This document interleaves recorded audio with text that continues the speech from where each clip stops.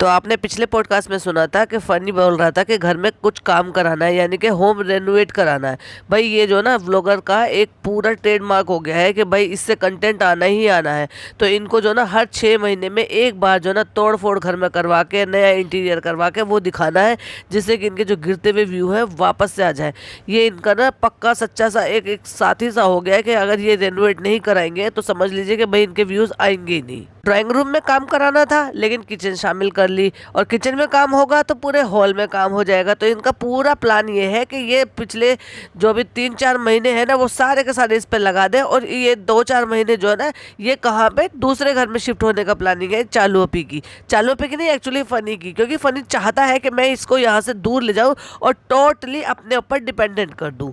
और एक और बात देखिए, मैं आपको बताऊं, जो इसने ये हरकत की है उसने एनएफ का हमने जो पॉडकास्ट सुना, वीडियो जो देखी हमने, वो रियली में बहुत ही ज़्यादा बुरा लगा। तो मेरी एक सब्सक्राइबर ने मुझे कमेंट करके बोला कि आप प्लीज़ ये पॉइंट जरूर कीजिएगा कि अगर ये जो हरकत इसने की है, अगर यही हरकत इनके साथ खुदा ना खास्ता कभी ऐसा वक्त आए और इनकी भाभी इनके साथ यही हरकतें करे, तब इसको कैसा फील होगा।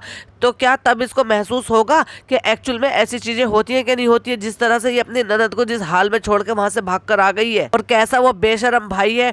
चलिए ये तो दूसरे के घर की आई है, इसको क्या ही पता है, इसको किसी की ना ममता है ना मोहब्बत है, पर एटलीस्ट उसके भाई को तो होनी चाहिए थी। बेशरम को, बेगैरत को यहाँ पे आया भाग के इसलिए कि ईद की शॉपिंग करा सके, ऐसे करा के लेकर आए जैसे एक मम्मी शॉपिंग करा के लेकर आती है ना अपने बच्चे को, ऐसे। तो दोनों जो है ना, मैडम भी और चालू भी, दोनों माँ बनी बैठी है अपने शौहरों की, क्योंकि सीधी सी बात है, जो कमाता है तो भाई वही खर्चा भी करता है, वही दिलाता है। और हर बात पे तबीयत खराब है, तबीयत खराब है, ये नहीं बताते कि तबीयत क्या खराब है, घबराहट क्या हो रही है, क्या नहीं हो रही है। तो अगर आप कहोगे दूसरे तरीके से तबीयत खराब है, तो भाई वो भी नहीं है, क्योंकि नेक्स्ट ब्लॉग में हमने देख लिया नमाज पढ़ती हुई नजर आ रही थी, तो ये हालत भी नहीं है। तो फिर तबीयत खराब किस वजह से है, या फिर कोई यानी गुड न्यूज़ है जो सुनने को मिल गई है, जो कि वो कह रहा था कि अब काम करने की आदत डालनी पड़ेगी, क्योंकि भाई अब बहुत दिन हो गए काम चोरी करे हुए और काम ना करे हुए, अब काम करने की फिर से आदत डालनी पड़ेगी। तो कहते तुम्हें तो वहाँ पे भी काम है, तुम तो वहाँ पर भी करोगे। तो कहते हैं हाँ करेंगे, एक बंदे का काम मैं करूंगा जिससे कि एक बंदे की सैलरी बचे। वाह, चिंदी चोरों की तरह से बड़ा छोटे छोटे से हिसाब लगाकर बैठे हो,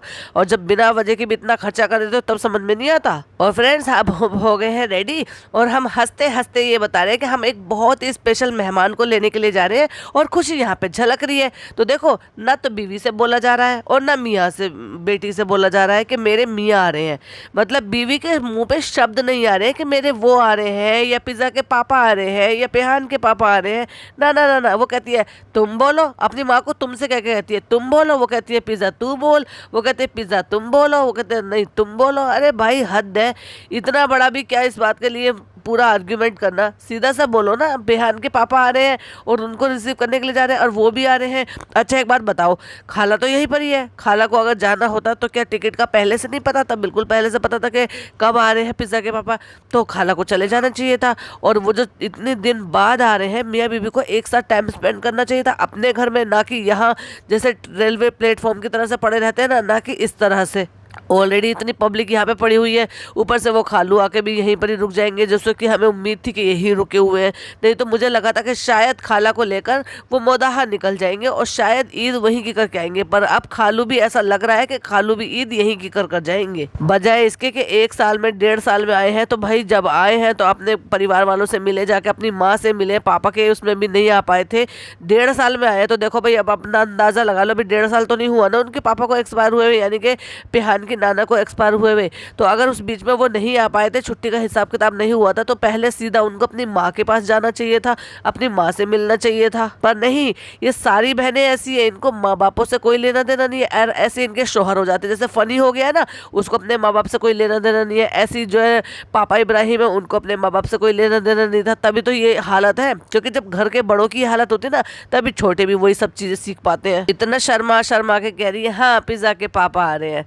तो भाई एक बात बताओ, इतनी खुशी होती है वाकई में जब इतने टाइम के बाद आपके मियाँ आते हैं, तो कम से कम वो क्वालिटी टाइम जो है आप अपने एक दूसरे के साथ में बिताओ, क्योंकि फिर चले जाएंगे, फिर ना जाने ये पता नहीं है कि कितने दिन में आना होगा, कितने दिन में नहीं आना होगा। तो जो टाइम है वो क्वालिटी टाइम जो है वो अपने साथ में बिताना चाहिए एक दूसरे के साथ। तो पहले से ये प्लानिंग कर लेनी चाहिए थी कि यहाँ से जो है टिकट बुक करा दिए होते कि ये साथ यहाँ से ले जाए इनको, और अपने बच्चों को भी साथ में लेकर जाए, क्योंकि अभी छुट्टियां पड़ रही है, तो उन छुट्टियों में बच्चों के साथ क्वालिटी टाइम स्पेंड करें। पर लेकिन क्या है, अब जो नान की तो छुट्टियां भी खत्म हो गई है, स्कूल भी शुरू हो गए हैं, और इधर अभी अभी हो सकता है 1 महीने के बाद ही पिज़्ज़ा की भी चालू हो जाए।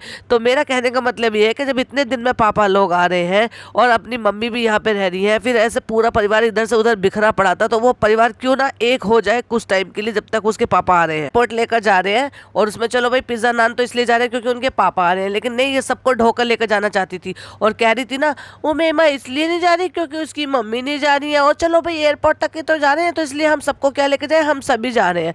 और दूसरी बात, अपनी गाड़ी है नहीं, टैक्सी कर कर कर जा रहे हैं, और ऊपर से वहाँ पे क्योंकि इसको तो हर जगह जाकर अपना कंटेंट शूट करना होता है ना, इसलिए ये हर जगह मटक के खुद जाती है। जहाँ आज की डेट में ऑनलाइन शॉपिंग होती है और हर चीज़ ऑनलाइन अवेलेबल आपके घर पर मिल जाती है, ऐसी गर्मी हो रही है, गाड़ी नहीं है, परेशानी होती है, इतनी तकलीफ होती है, उसके बावजूद भी ये इसको ना मंगा के इसको खुद जाना होता है, क्योंकि एक एक सामान छूना, एक एक सामान दिखाना, जिस सामान को नहीं भी खरीदती है उस सामान को भी छूना दिखाना, फिर उसमें पर्स देख रही है तो पर्स को टांग टांग के दिखाना, इतरा इतरा के दिखाना, ये सब इनका कंटेंट का एक हिस्सा होता है जो कि व्लॉगिंग का हिस्सा होता है।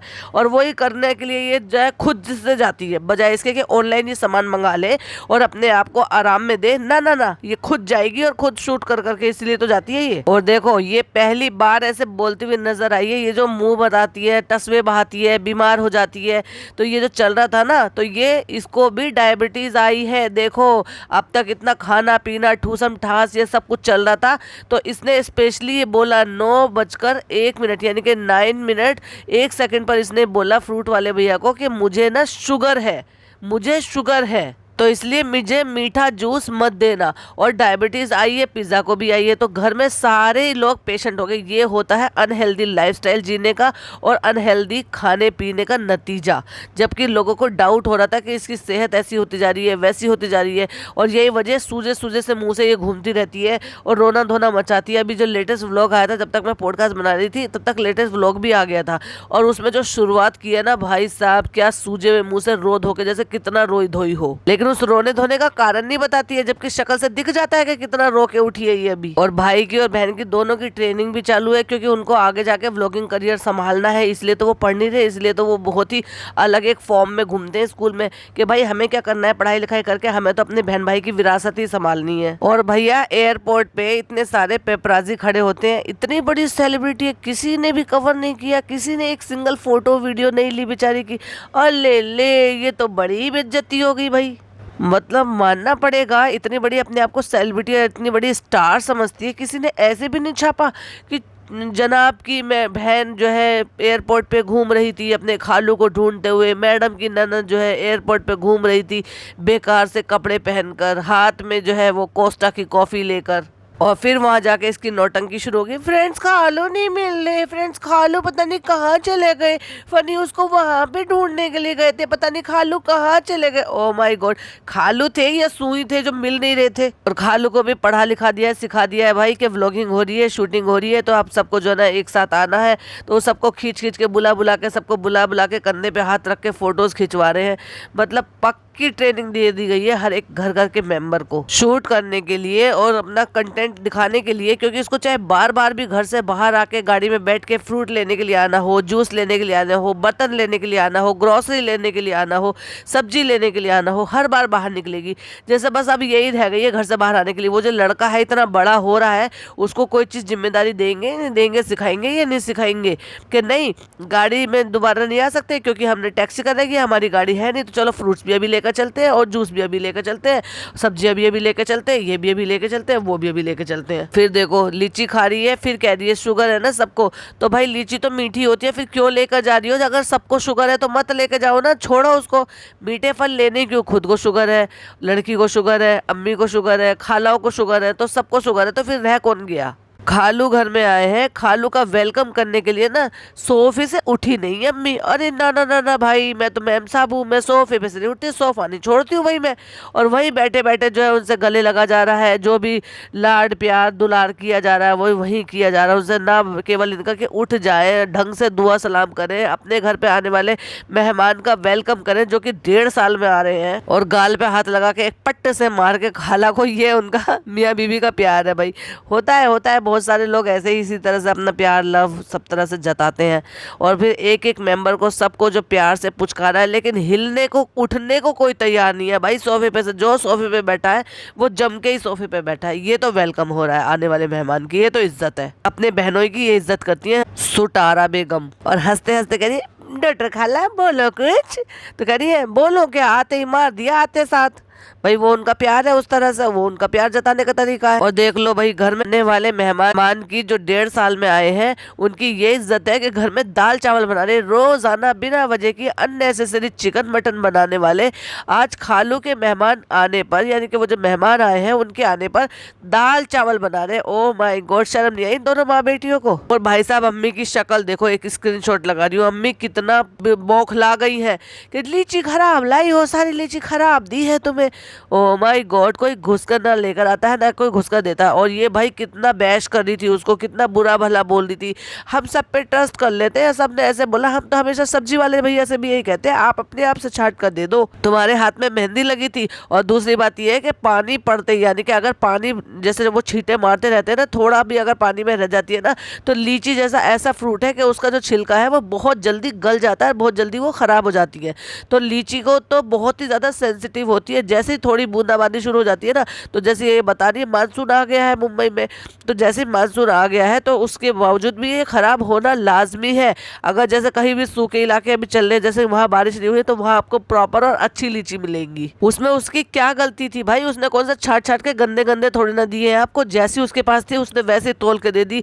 गंदे तो तुम खुद भी नहीं लेकर आती, तो बड़ी चालू मत बनो अपने आप को। लीची के पैसे बर्बाद गए, अम्मी को बड़ा दुख हुआ भाई। शक्ल देख लो जरा एक बार उनकी कैसी बना रखी, इतनी तो फेंक दी बेटे पहले हमने तुम्हें, इतनी सब खराब दे दी है लीची। फिर खाला कह रही है, फिर कोई और कह रहा है, और सब कह रहे, फिर कहते हैं फनी उन्होंने हमें लीची खराब दे दी। फनी हमने उनसे कितना बोला था, पिज्जा हमने कितना बोला था, भैया ऐसे दे देना भैया वैसी दे देना। हद है भाई, जान ले लो बेचारे लीची वाले की। उन्होंने हमें चखाई, हमने खाई, हमें अच्छी लगी।